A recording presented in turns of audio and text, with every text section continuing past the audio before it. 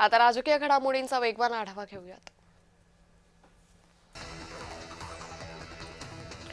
शिरूर तालुक्यातील 12 गावांच्या पाणीपुरवठ्याबाबत राधाकृष्ण विखे यांच्या अध्यक्षतेखाली आढावा बैठक पार पडली। या बैठकीत 1100 कोटींचा सिंचन आणि पाणीपुरवठा प्रकल्प राबवण्याचा निर्णय घेण्यात आला।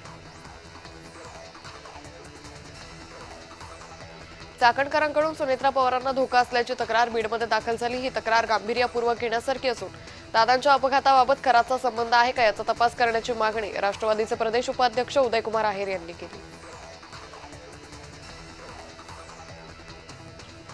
ऑपरेशन टायगरच्या अफवेनंतर खासदार अरविंद सावंत यांनी मातोश्रीवर जाऊन उद्धव ठाकरेंची भेट घेतली।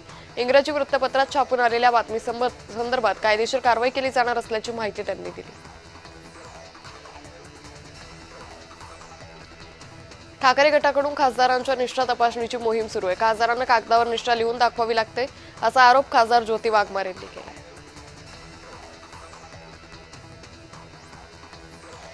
मनसे नेते अमित ठाकरे आणि अविनाश अभ्यंकर 17 ते 19 एप्रिलला पुणे दौऱ्यावर असतील। संघटनेची घडी बसवण्याबाबत पुण्यातील पदाधिकारी आणि नेत्यांशी चर्चा करणार आहेत।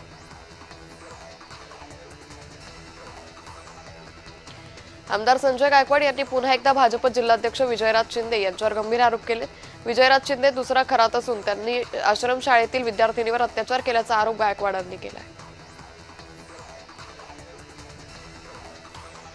संजय गायकवाडांनी केलेल्या आरोपांनंतर विजयराज शिंदेंनी पोलिसात तक्रार केली। संजय गायकवाडांवर अॅट्रॉसिटी कायद्यानुसार गुन्हा नोंद करण्याची मागणी शिंदेंनी केली।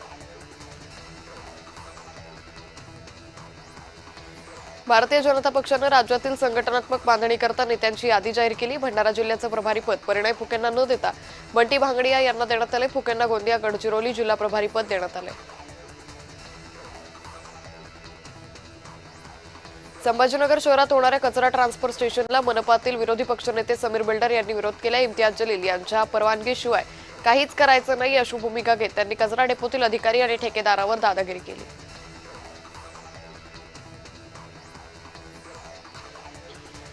केंद्रीय मंत्री नितीन गडकरींनी कोकणवासियांची माफी मागण्यापेक्षा कोकणवासियांना टोलमाफी द्यावी असं वक्तव्य माजी आमदार वैभव नाईकांनी केलं। मुंबई गोवा महामार्ग रखडण्याला गडकरीच कारणीभूत असल्याचा आरोप त्यांनी केला।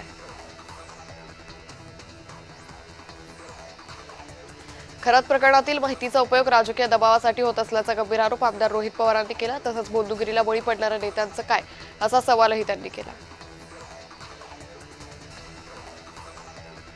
खरात प्रकरणात रुपाली चाकणकर यांना वाचवायचं असतं तर त्यांचा राजीनामा घेतला नसता अशी प्रतिक्रिया चित्रा वाघ यांनी दिली। मंत्री छगन भुजबळ अपघातातून थोडक्यात बचावले। छगन भुजबळ यांचे हेलिकॉप्टर पुण्यामध्ये हेलिपॅड सोडून पार्किंगमध्ये लँडिंग केल्याची घटना घडली। पायलटच्या चुकीमुळे हा प्रकार घडल्याची माहिती आहे।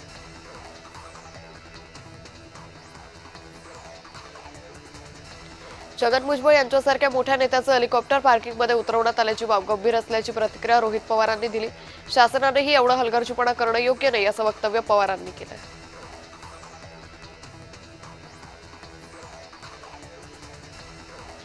भुजबळांचं हेलिकॉप्टर पुण्यामध्ये हेलिपॅड सोडून पार्किंगमध्ये लँड करण्यात आलं। हे प्रकरण फार गांभीर्यानं घेण्याची गरज नाही अशी प्रतिक्रिया स्वतः छगन भुजबळांनी दिली।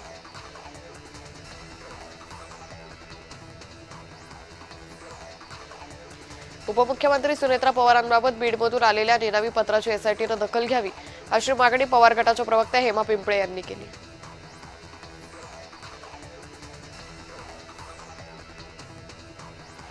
अमरावतीत युवक काँग्रेसच्या वतीनं आसामचे मुख्यमंत्री हिमंता बिस्वा शर्मा यांच्या विरोधात तीव्र आंदोलन करण्यात आलं।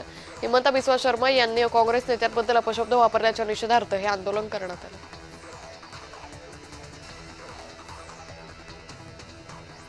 मतदारसंघ पुनर्रचनेच्या पार्श्वभूमीवर धनगर समाजानं संघटनात्मक तयारी करावी असं आवाहन आमदार गोपीचंद पडळकरांनी केलं। फक्त भाषण करून चालणार नाही, प्रत्यक्ष लोकांमध्ये जाऊन काम महत्त्वाचं असल्याचं त्यांनी सांगितलं।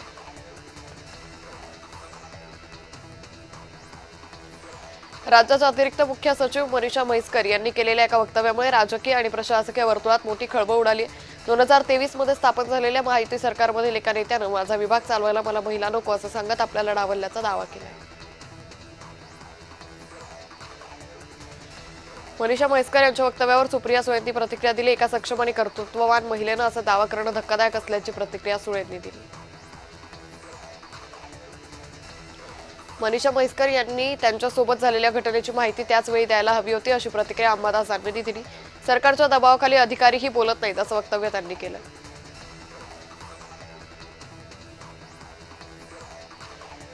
संभाजीनगर अहिल्यानगर रस्त्यावरून दानवेंचा ताफा जात असताना एका तरुणाच्या दुचाकीला अपघात झाला. अपघातात दानवेंनी अपघातग्रस्त तरुणाला तात्काळ प्राथमिक उपचार उपलब्ध करून दिले.